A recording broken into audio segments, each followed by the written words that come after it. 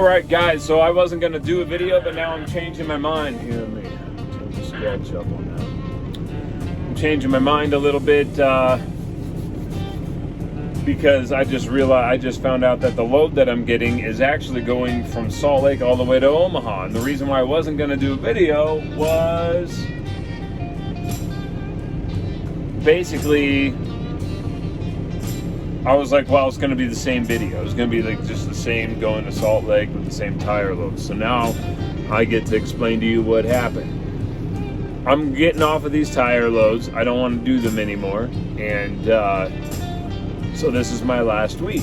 So I brought the tire load here to Salt Lake, and then I'm actually in the same exact dock door where I spent the night last night. And they're loading me up with tires to go to Omaha, Nebraska. So that's what I get to do. Okay, check this out, guys. This is Wuxin, or ocean, but somehow spelt like that.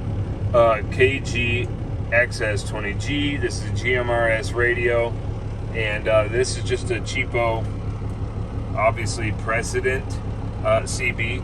So I got this set up. I don't have an antenna on this guy yet, so I'm not going to be transmitting, but and it's on, and I can receive signals. Okay, so if I go over to 3, 4, 5, 7, 9, 1, 0, 1, 3, 1, 4, 1, 6. Say 16. I go on my handheld here.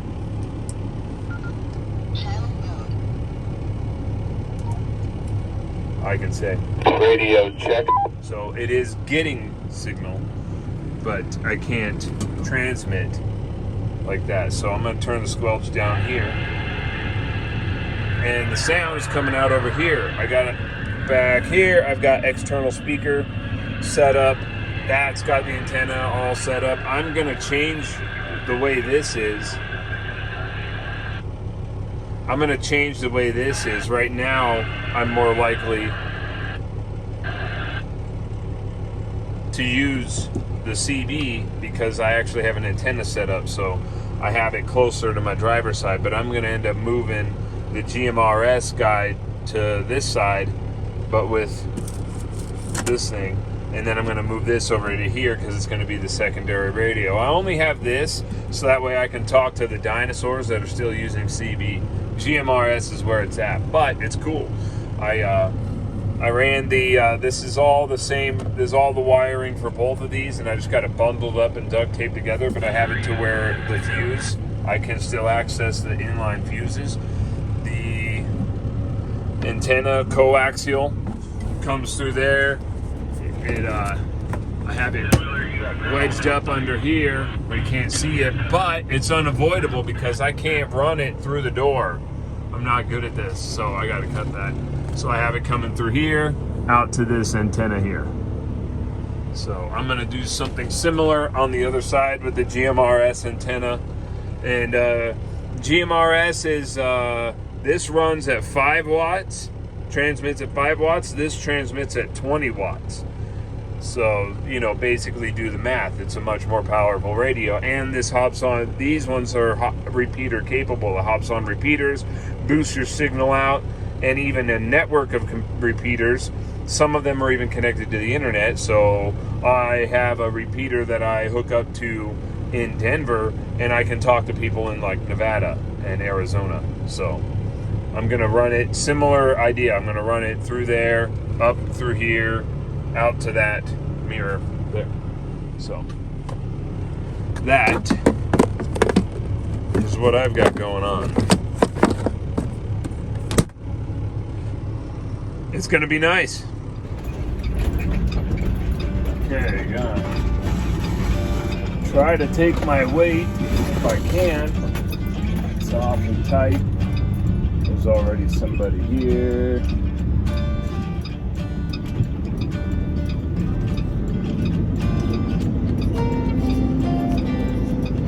But I think I can do it.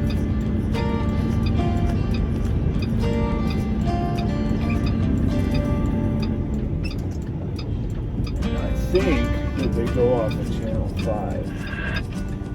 Now he's going to the phone. So, the way it works is, man, channel 5 is saturated. The way it works is someone's got to go to the phone over here at one of the pumps, or you can call them on your own cell phone, which is kind of an easier way. Or I think that they allow you to hop on channel 5 on here. So we'll see. Okay, so it actually looks like this one does not utilize the CB, so I might as well then hop take the back up. ramp on the left. The 19. And just turn the volume down. Some ham guys are screwing around on the frequency of channel 19 and saturating the air, and the squelch just isn't even doing anything. So ain't my turn yet still. All right, so I was gonna go ahead and take you out to the phone,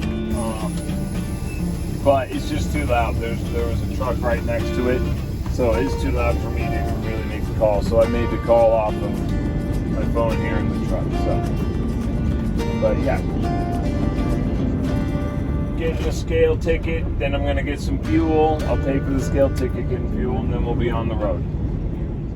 All right, so because of the fact that I got multiple stops, right now my ETA to where I got to deliver this load is about 6 o'clock tomorrow morning or something. That ain't happening. I have to do a reset, so I'm gonna put my yard as start new route. So I'll do that, and I'm gonna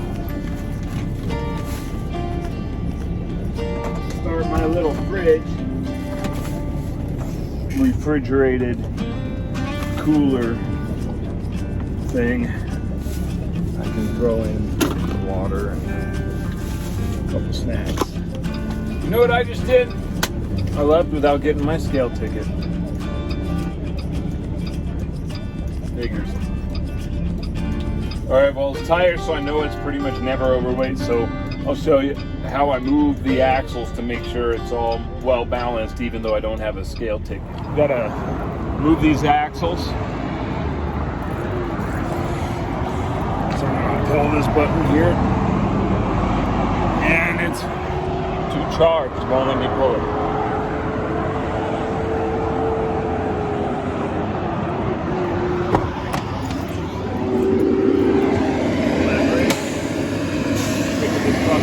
Go by. So loud.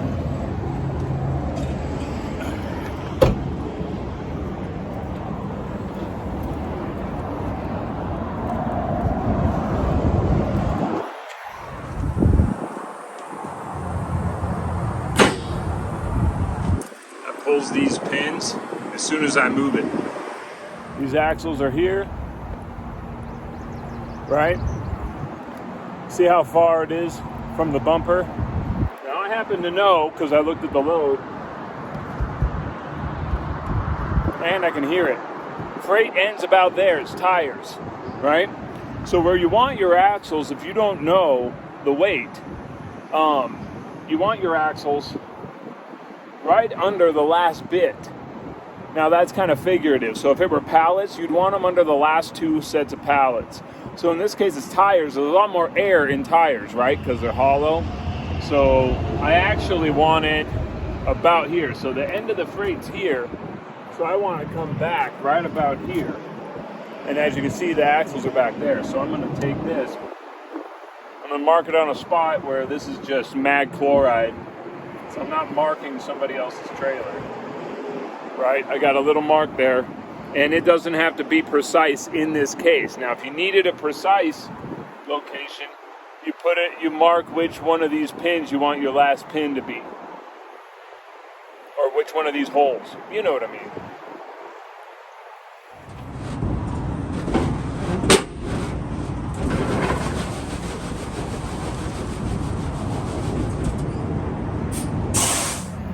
All right, so as you can see, I did this almost perfectly the first time. So as you can see though, the pins are not lined up maybe you can see. Pins are not lined up. So I'm gonna run out here. I'm gonna run up there. I'm gonna pull the brake on just this. So I'm gonna leave the trailer brake engaged. Then I'm gonna pull forward just a little bit because that's the direction I want to go still. And I'll hear them click, but I'm still gonna get out and get a visual. I'm probably not gonna film that part though. But you count your pins: 1, 2, 3, 4. Because what happens is if any of this vibrates loose, you're going 80 miles an hour down the road and this axle decides to slide all the way to the back of that thing, it's a really bad day for everybody. Guys, so the reason why we do that is not only to keep the axles underweight, it's also because even if you're running a load like I have, where no matter how heavy you have of tires, they're very light. So I could have the axle all the way forward or all the way back, and it's not going to be over 34 or 32,000 depending on the state lines you're crossing, right? So the real reason why I needed to move that was because you hit a bump and it's bouncy. You turn and it's fishy. Even on dry ground, you need your weight distribution dynamics to be really good. Now, a lot of times a relatively new driver might not notice the difference between poor weight distribution and good weight distribution on a dry road. And, you know, I get that. I probably was there just like that. Also, man, I feel bad. There's these people coming up and they have put themselves in a place where I can't stop the help. So I might radio out to see if I can get anybody's attention. What mile marker is this? But he was over at the chain station. He should have stayed there. We are on I-80 eastbound. Where's the mile markers? We got a bridge over here. There should be a mile marker at the bridge. Anyways, you do that because that will literally knock your rig off the road. The way the weight is distributed. So you always want to try to make sure each of the axles have a similar amount of weight, as close as possible. And although I don't have a scale, I'm very confident in my ability to figure out that I can feel it while I'm driving. But that's how you do it. And I am going to be legal, so we're on the road. And my ETA to home is like 21:36 tonight. Which I just thought of something. I have a headlight that's a little jacked up, but I'll be stopping somewhere for a lunch break anyways, so I'll fix it there before it gets dark. So I'll get home about 9 o'clock tonight. I think it's around noon or 1 o'clock right now, and I'll be home for a little bit, and then I'll get to just sleep and shower up and then go right back out, and I got to get to Omaha by 11 o'clock on Wednesday morning. Alright, so what I got going on is I got to replace this. Very easy thing to do, but the problem is I was walking by this the other day, did a pre-trip, and I had it on, and there was smoke coming out of here.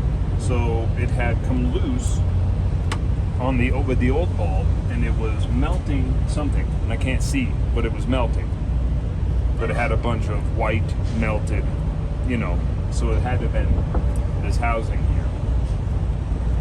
Also, there was a weird thing where the filament was pushing out towards the glass and melting the glass outward, so it would have blown up for sure. So I gotta figure out why that happened. Still figure something out. Looks like they put in a self-tapping screw here because the housing for the light broke off. And I had this hood replaced a while back, so they might have been trying to save me money there. So what I'm probably going to do is order a new headlight housing. In lies a very big part of the problem. That melting is right there. So this is only being held together with a couple of points.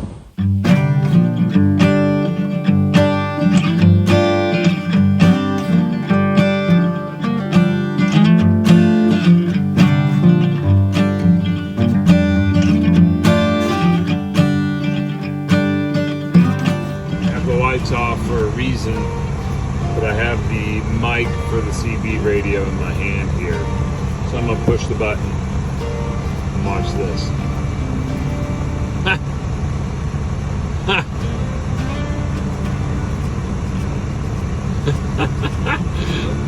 So, yeah, that's the thing I gotta figure out. Can't see it because it's too dark. There's an owl up there screeching at me. Maybe you can hear it. He was way over at that dispensary's roof screeching at me, and he actually flew to me. This is where I park my truck.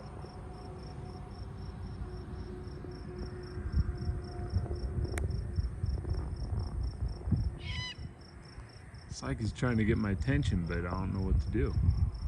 Guess I'll walk over here. Oh man, I wish you could see that.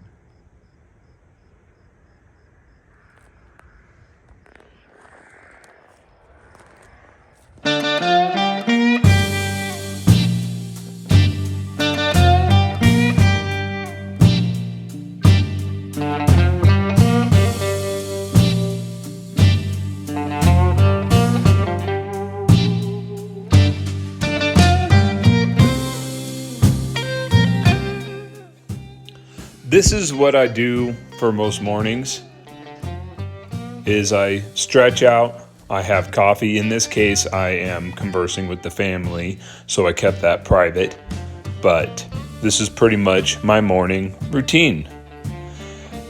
A lot of people think that working out and things like that is easy for me, but that's not actually true.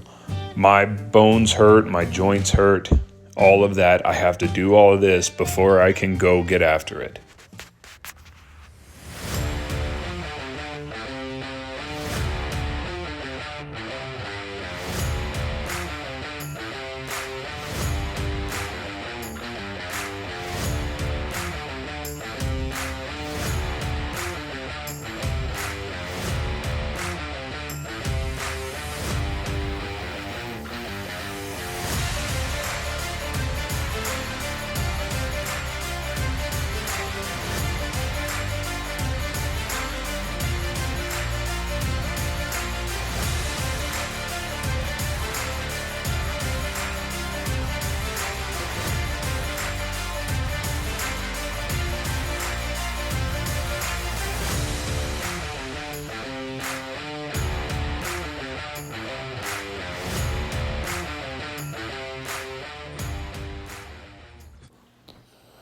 This isn't an entire day off, but in the family, it basically is. So I had to go ahead and take care of a bunch of things.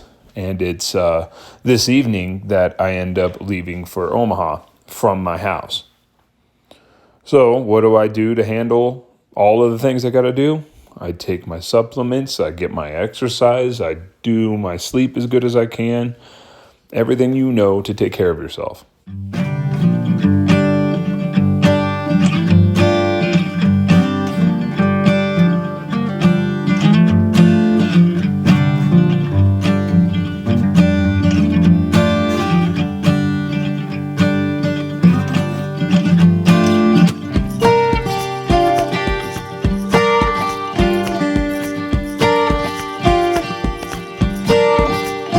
So I got an ETA, 2 o'clock in the morning, leaving right now.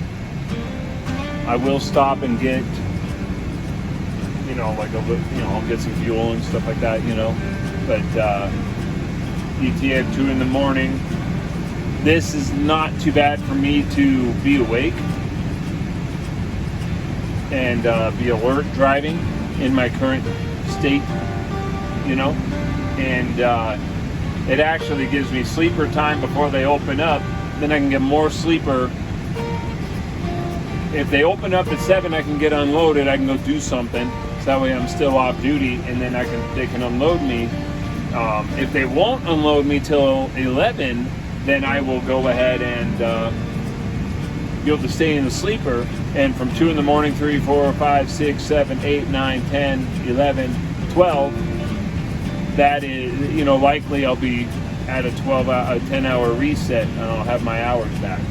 So that's then I can jam back.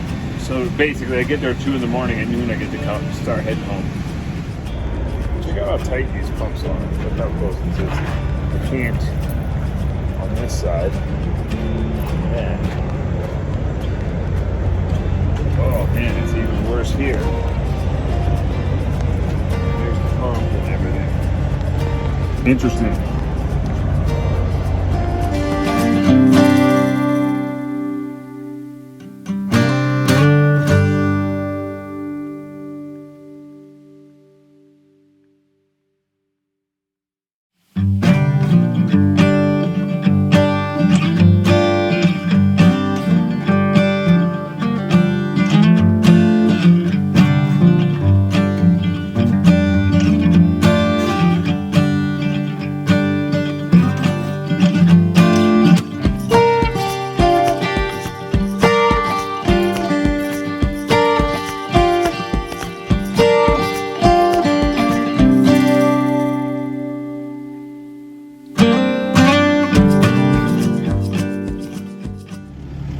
Alright guys, so what's going on is it's 4 in the morning. I'm at the address, but the problem is I'm seeing conflicting addresses. One proof, it's basically the proof of delivery. It's like a BOL, bill of lading. It says this address where I'm at now. Rate confirmation I have says address in and city about 9 miles away. I don't see any signs for AutoForce here, but I do see signs for their subsidiaries, right? So I'm wondering if this is still the right place.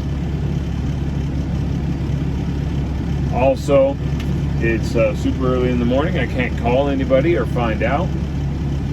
So I'm gonna sleep, because it's not really even safe for me to roll anyways. I'm literally in the road, but it's a really not very traveled road. I'm in front of a building that looks to be in severe disrepair, like it's being completely gutted. So I don't think that I'm in the way of a bunch of commuting traffic for this place. So like it's an abandoned building essentially.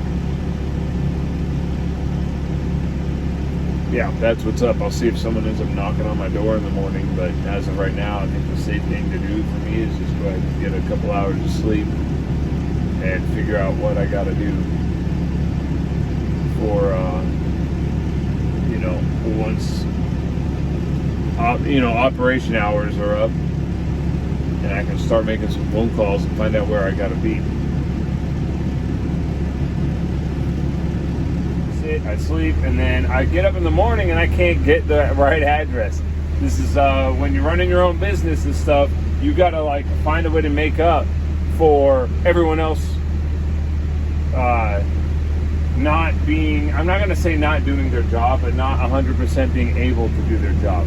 It's 7 in the morning, people aren't even at their office, but that doesn't mean I don't have to get out of where I was at, right? So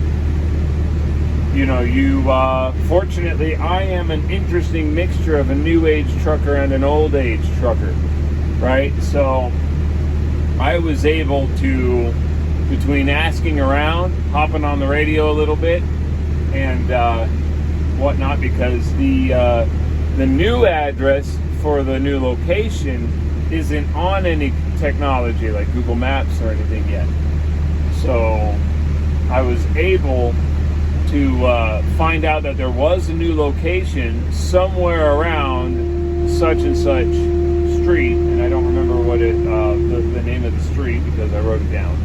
But yeah, so I went there. I went to the Ace Hardware and I started looking around. And to some people, when they just find out that I happen to find the other location that's not even listed, they're like, wow, yeah, like, how'd you even do that? And, that's the thing, is we got a whole generation of people who don't even understand that maybe once upon a time we had to look at map books and start asking people and, like, put 2 + 2 together that way. Anyways, I'm done. I'm unloaded. I still have a couple of hours of off duty to put. Now they did let me drop the trailer, so I was able to stay off duty. so I was able to go into the sleeper and get some sleep.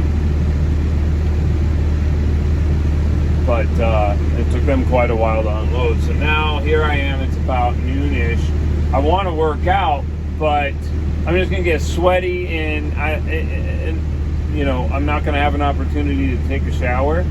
That's not a big deal. I don't usually have that stop me, but it does factor into my decision making on if and when I'm gonna work out. Right now it's set 80 degrees with really substantial humidity and bugs and stuff, so and I don't really have a place. I don't know my way around here. So what I think that I will do is, and also I'm going to take some days off. The allergies are really bad here. All the plants. I'm in Omaha, by the way, so there's all these plants and stuff. And so what I'm going to probably do is I will wait to work out, and I'm going to go out over here and get myself some food. And I'll go ahead and hit the jump rope and stuff later, but I'm going on my days off, so I know I'll be able to work out in the upcoming days. So when you know you're going on days off, it's less important to really get the workout in on the road. Got my supplement. Working on copyright for the name. Then I'll start saying the name, so that way I don't just sound like a weirdo. My supplement. And I'll find one of these little areas to get a little workout in, but it's just a good alertness aid even if you don't work out. All right, so good idea.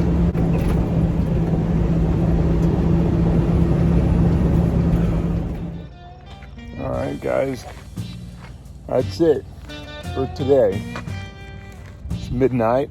Get to ride my bike home and call it for a couple of days. Of course, those days, quote unquote, off will probably be me filming videos for you guys about putting together the website and getting copyright and a few other things, running BOLs. You know, not real days off, but you know, it'll be a day off of the road. So yeah, I hope you enjoyed it, and have a good day.